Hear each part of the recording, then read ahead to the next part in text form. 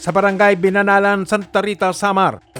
Sa walang nanguwi Inom lang na inom. Inom lang. Hindi man pwede yun, Du.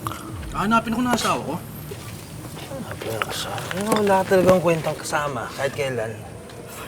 Palibasa kasi, iniwan ka ng asawa mo. Kaya wala kang uuwi sa bahay.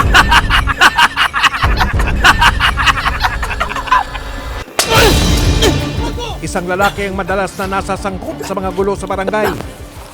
Di ko gusto yung biro mo Doon sa nakikipag-inuman, lumalabas yung pagkasiga niya sa barangay. Kaya medyo takot yung mga taga-barangay nila. Grabe ka naman, Do. Nagbibiruan lang tayo, Ayon pa sa mga otoridad, kinatatakutan ng mga residente ang lalaki at salot kung ituring nila. Salot ka talaga dito sa barangay, yun, Du. Balitong si suspect, pag nalalasing, may dala siyang patalim.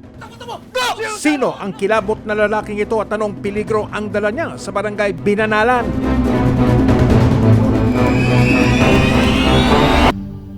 Sa barangay Binanalan, bayan ng Santa Rita, lalawigan ng Samar. Sa walang nanguwi Palibasa kasi, iniwan ka ng asawa mo. Kaya wala kang uuwi sa bahay.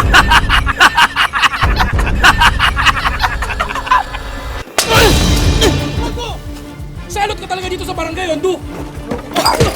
Anong peligrong dala ng lalaking ito sa barangay Binanalan?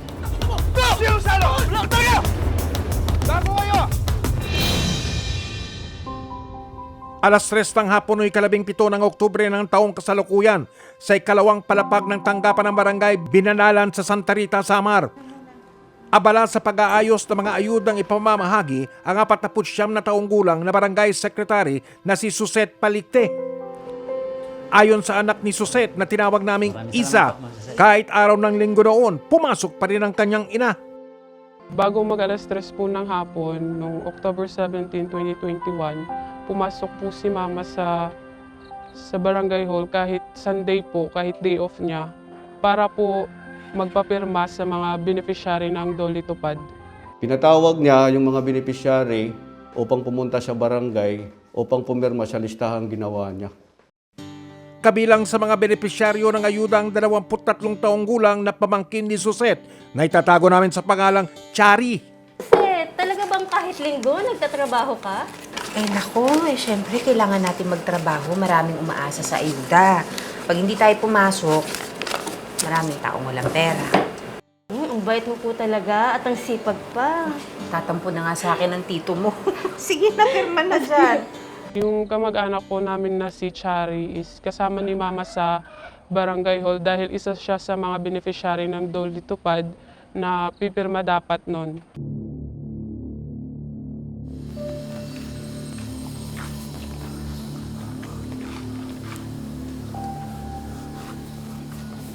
Samantala, sa harap ng barangay hall, palakad-lakad naman ang lalaking kilalang kilabot sa kanilang lugar.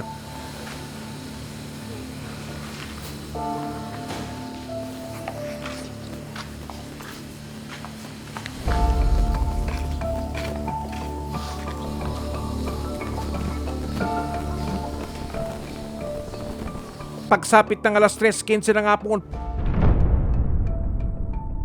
pumasok sa loob ng barangay hall ang lalaki.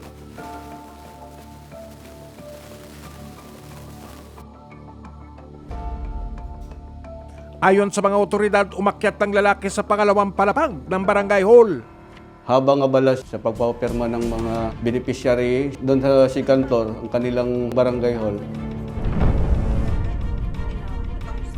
ay bigla na dumating itong si suspect at nilabas ang dala-dala niyang patalim o kung tawagin nila sa waray ay pisaw at may dala ring mga improvised shotgun or sumpak.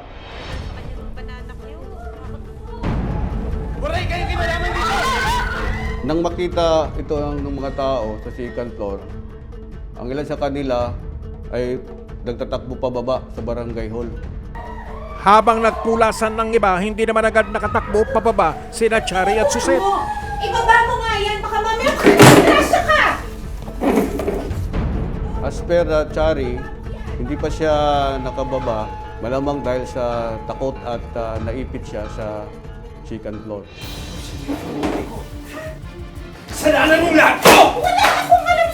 Ayon sa mga otoridad, ang puntirya pala ng suspect na mga sandaling yon ay ang barangay secretary na si Suset. Doy! Ibaba mo yan! Ano ka ba? Saan hahantong ang tagpong ito?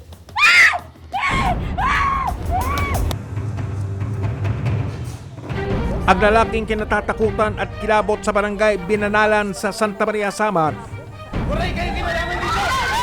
sumugod sa barangay hall na may dalang sumpak at patalim noong 17 ng Oktubre ng taong kasalukuyan.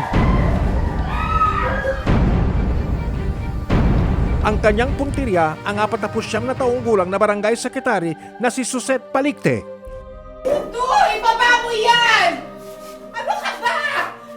Bitawan mo nga yan! Habang nagwawala ang lalaki sa loob ng barangay hall, nasaksiyan mismo ng pamangkin ni Suset na si Chari ang buong pangyayari. Wala akong alam, sir! Sinira mo ang buhay. Sinira mo ang pamilya ko. Parang mo nang awa. Ayon kay Chari, nakita niya kung paano sinaksak ng suspect ang kanyang tiyahin sa dibdib. Base na sa laysay ni Chari, nasaksiyan niya na ang pagsaksa sa kanyang tiyahin, pinilit pang manlaban sa pamagitan ng pagbato ng mga monoblock na upuan sa direksyon ng suspect habang sumisigaw na, "Ginoo ko, ano ba ang kasalanan ko?"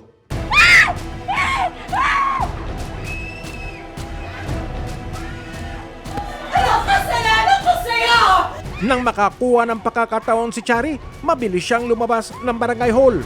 Base sa salaysay ni Chari, dahil na rin na nabigla at natakot sa kanyang nakita, agad siyang bumaba at lumabas ng barangay hall. Kahit sugatan si Suset, pinilit niyang manlaban sa suspect. Ayon sa mga otoridad, nagpupuyos ang galit ng suspect habang patuloy niyang sinusundan ang biktima. Hanggang mahulog sa hagdan si Suset. Pinilit pang tumakbo ni Suset pababa ng barangay hall. Duguan na ito, nahulog na rin siya ng hagdan.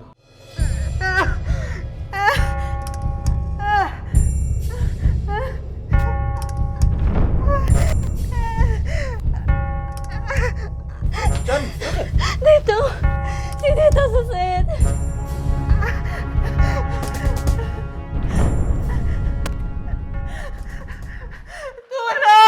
Hanggang nakalabas siya ng barangay hall at pumunta sa palayan. Sino ang suspect? Sinaksak siya po doon sa may barangay hall. At saang hahantong ang pag-atake niya kay Suset? Wala akong alam, sir! Sinira mo ang buhay. Sinira mo ang pamilya ko. Parang mo nang awa. Sinugod at pinagsasaksak ng isang lalaki ang kalihim ng barangay sa loob mismo ng kanilang tanggapan. Sa barangay Binanalan, bayan ng Santa Rita, Samar. Ano kasalanan ko sa'yo?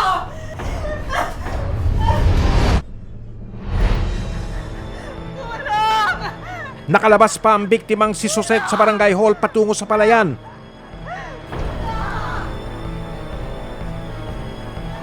Dok!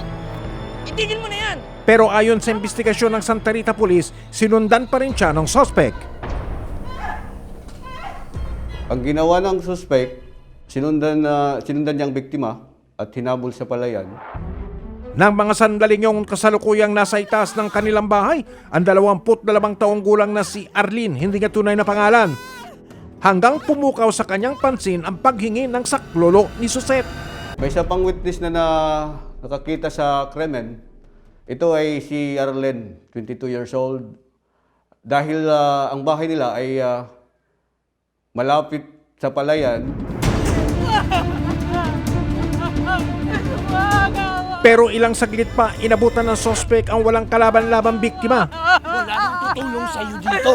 At muli niyang inundayan ng saksak si Suset.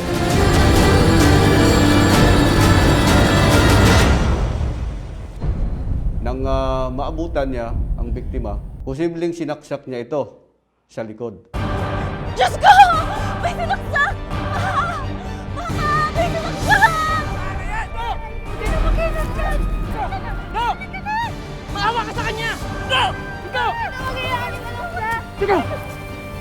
Tama na yan! Anong gusto niyo, ha? Sige, subukan niyo lumapit! Tama na yan! Anong gusto niyo, ha? Matapos ang krimen, agad na tumakas ang sospek.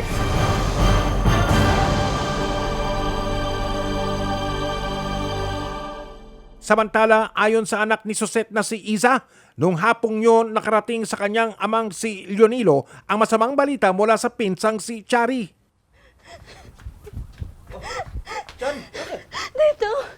Si Tita Suset! Kita suset mo. Sinaksak siya mo doon sa may barangay hall! Sinaksak siya ni Yondo!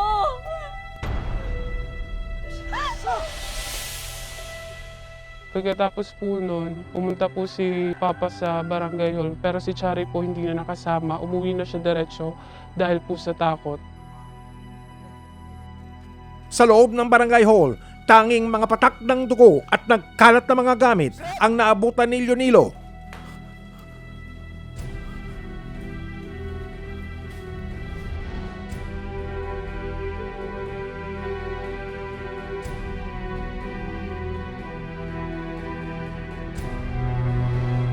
Suset!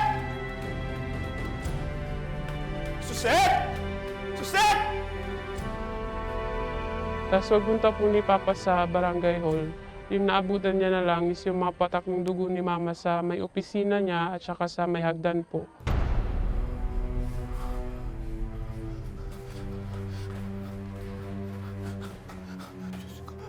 Anak! Nasaan asawa ko? Wala na sila dito! Nasa palayan na! Inabot siya ni Yondo! Ito!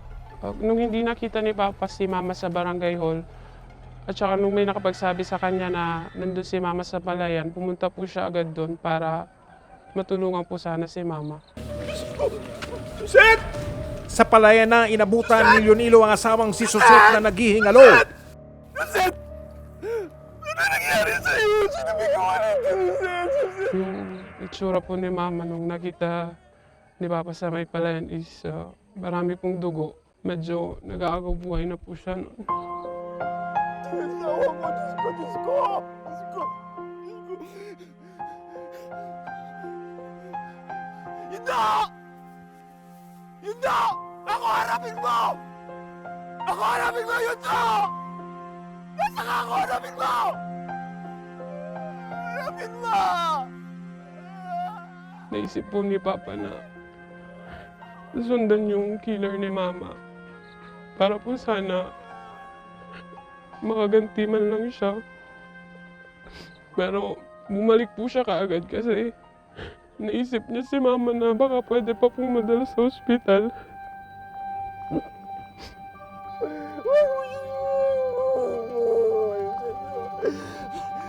Tulungan niyo ako! Dali natin siya sa ospital! Tulungan niyo ako! Parang awa niyo! Tulungan niyo ako! Tulungan niyo ako! Tulungan niyo ako! Dali natin siya sa ospital! Tulungan niyo ako!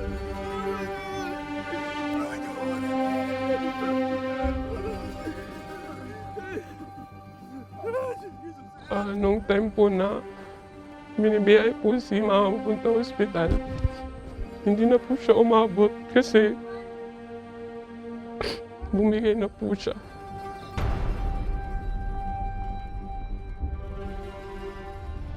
Pinawian ng buhay ang biktimang kinilalang si Susette Yadok, 49 na taong gulang. Saksak sa iba't ibang bahagi ng katawan ang naging dahilan ng kanyang pagkamatay. Sino ang lalaking pumaslang sa kalihim ng barangay? Tulong sa'yo dito! Sa tulong ng ilang saksi, natukoy ang pagkakakilala ng sospek. Diyos ko! May sinaksak! Papa! May sinaksak! Kilala niya ang suspect dahil nga taga-barangay Binanalan to, Santa Rita, Samar, dito nakatira. Sinaksak siya ni Yondo! Ang sospek sa pananaksak walang iba kung hindi ang mismong kapitbahay ng biktima, si Onelo Bisco Solayaw, 37 taong gulang. Ano ang motibo ng sospek sa paggawa ng kahindik-hindik na krimen? Ang sospek ay kilala rin sa tawag na Yundo. Ano ang nagtulak sa kanya para gawin ang karumalduman na krimen? Mapasakamay kaya siya ng mga otoridad? Subukan niyo! Tulong sa'yo dito! Patay sa pananaksak ang kalihim ng barangay Binalalan, bayan ng Santa Maria sa Samar na si Suset Palicte. Matapos siyang atakihin ng kapitbahay nilang kinilalang si Onelo Biscos Solayaw o Yundo sa loob mismo ng tanggapan ng barangay.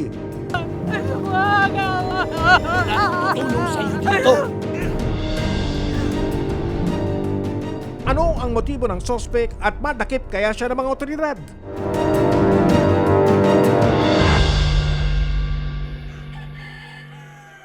Alas 4 na nga po noong araw din yung nakarating sa kaalaman ng Santa Rita Police ang naganap na pananaksak sa barangay Binalanan.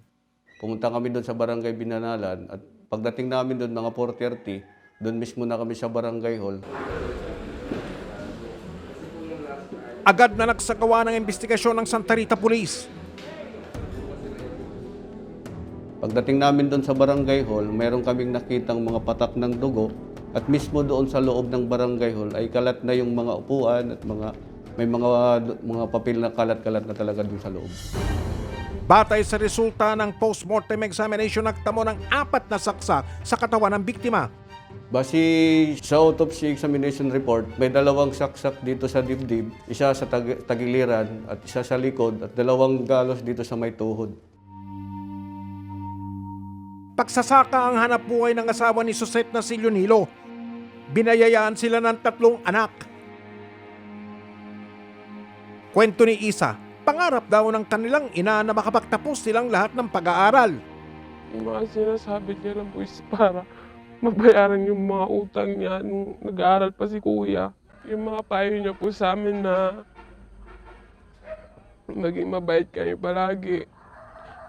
Matuto kami makontento kung anong meron kami. At lagi pong rumispeto sa mga tao. Ayon kay Isa, taong 2018 na magsimulang magtrabaho ang kanilang ina bilang kalihim sa barangay. Masipag at nakatutok daw sa trabaho ang ina. Kaya minsan po, nagtatampo na si Papa kay Mama kasi yun nga, hindi na siya or kami naasikaso ni Mama dahil sa pagtatrabaho niya sa barangay. Minsan, naabutan siya ng madaling araw dahil sa pagtatrabaho niya. Tapos pagkagising niya ng umaga uli, papasok na naman siya. Nakatakda raw sanang magdiwang na 50 kaarawan ng kanilang ina noong Oktubre. Yung birthday niya po is noong October 30. Yung plano dapat namin noon is iso-surprise namin siya. Maghahanda kami sa kanya tapos parang hindi niya alam dahil papuntahin muna namin siya dapat dun sa bukid. Tapos pag uwi niya, yun, handa na dapat lahat.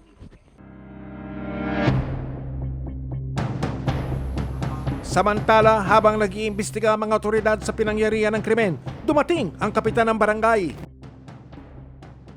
May testigo po. Nakipag-coordinate kami sa punong barangay at barangay captain para magpasama doon sa bahay ng suspect ni si alias Yundo. Suko pero sasabihin niya, sige! Sige, subukan mo lumapit! Lapit!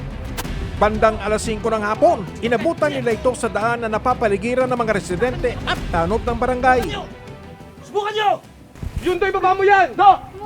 Sumuko ka na! Subukan niyo! Nandun lang siya nakatayo doon sa may patwalk kasi nga maraming yung mga taga-barangay din na umaano sa kanya na parang di siya makapunta ng malayo kasi hinaharang din siya ng mga barangay. Hindi lang. Yundo! Sumuko ka na! Lalo lang dadami ang asunto mo kapag di ka sumuko! Ano kala mo sa akin, tanga, ha? Alam ko gagawin ng mga pulis na yan eh! Pag sumama ako sa inyo, ha? Bubugbugin lang ako ng mga yan eh! Yundo! Pangako ko sa'yo, hindi ka namin sasaktan. Nanatiling armado to at saka medyo ano pa siya sa kanyang pag-isip, gagawa pa ng parang mag-aamok. So nagpakilala kami na PNP ng Santa Rita at medyo parang lalaban pa itong suspect. Hindi raw agad sumuko si Yundo. Medyo nag-aamok pa itong si suspect that time. Tapos sinabi sa kanya na walang lalapit kahit sino. Patuloy na kinumbinsi ng mga otoridad ng suspect na sumuko. 15 minutes na nakipag-negotiate kami sa suspect at kinakausap namin na sumuko siya ng mahusay. Wala namang gagalaw sa iyo o mananakit sa iyo. tutulungan ka namin upang yung kaso mo, yung problema mo ay malutas.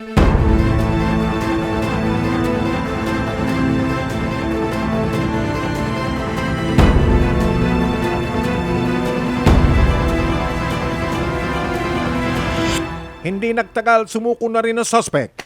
Kumalma siya, ilinagay niya yung patalim niya sa patwok, binaba niya at saka sumuko na siya ng maayos, sumama na siya ng maayos. Batay sa investigasyon ng Santa Rita Police, dati na ring may nasaksak ang suspect sa barangay Binanalan.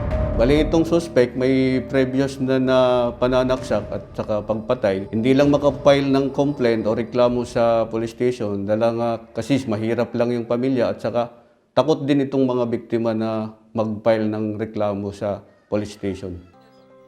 Kwento ni Isa, buwan ng Marso nang nabanggit ng kanilang inang si Sosette na minsan siyang sinundan ni Yundo habang naglalakad sa bukid.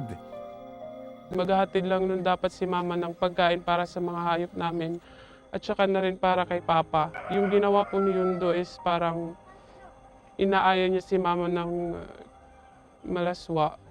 Tsaka nagpanggap na lang si mama na kasama niya si kuya, tinatawag niya si kuya para hindi siya lapitan ni Yundo. Sinubukan daw ng kanyang ina na ipablatter si Yundo pero hindi ito nangyari. Gusto kasi ni mama dapat nun na yung isa man lang sa barangay konsihal yung parang magsulat ng blatter. Kahit yun nung time na lang na yun. Pero wala pong may nagsulat kasi sabi lang ng mga barangay konsihal is trabaho mo yun. So ikaw dapat yung gagawa nun. Ayon sa mga pulis, umamin ang suspect na siya ang sumaksak sa biktimang si Sosette. Oo. Natin siya. Bakit mo ginawa sa kanya? Sinabi niya na ako sir yung pumatay.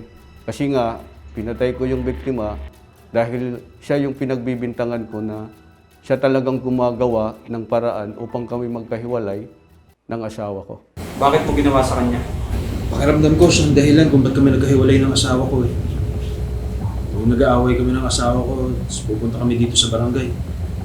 Kikita ko yung Sosette na yan, lagi niyang binubulungan yung asawa ko. Sigurado ako, napayuhan niyang iwanan ako. Pero hindi yun sapat na dahilan para gawin mo ang nagawa mo. Matindi talaga ang galit ko dun sa Sosette na yan. So ang dahilan kaya nasira ang pamilya ko. Sige, pasok niyo doon sa kulungan. Nakuha kaming impormasyon na yung asawa ng suspect, pag nag-aaway sila, si biktima yung nagbibigay ng payo, na kausap, na binigyan naman ng maling akala ng suspect na ang ibig niyang sabihin na yun ang biktima, nagbibigay ng mga maling impormasyon na sinasabi na sige, hiwalayan mo yan kasi hindi ka mapupunta sa magandang buhay. Hindi po kami naniniwala na sa sinasabi ni Yundo na mali yung mga pinapayo ni mama sa asawa niya kaya sila naghiwalay. Hindi po yung totoo. Sinampahan si Onelo Solayaw ng kasong murder o pagpatay. Kasalukuyan siyang nakapiyit sa Santa Rita Municipal Police Station.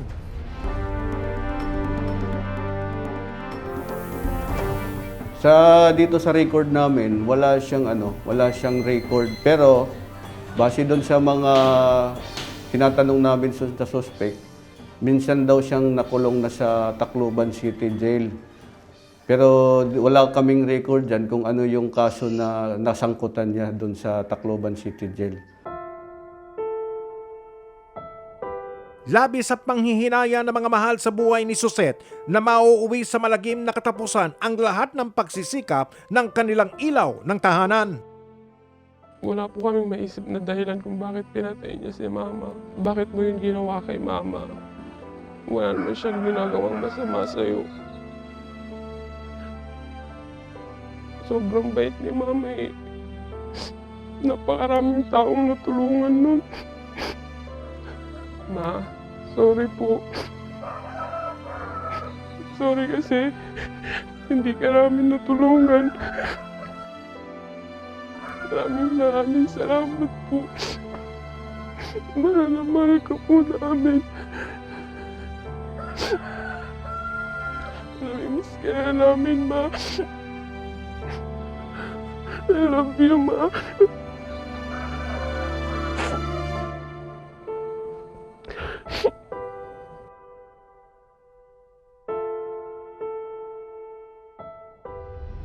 Ipaglalaban ng tama at bibigyan tinig ang mga biktima, kakampi sa paghahanap ng katarungan. Dahil ang mga salot ng lipunan, hindi natin tatantanan. Ako po si Mike Enriquez at ito ang investigador.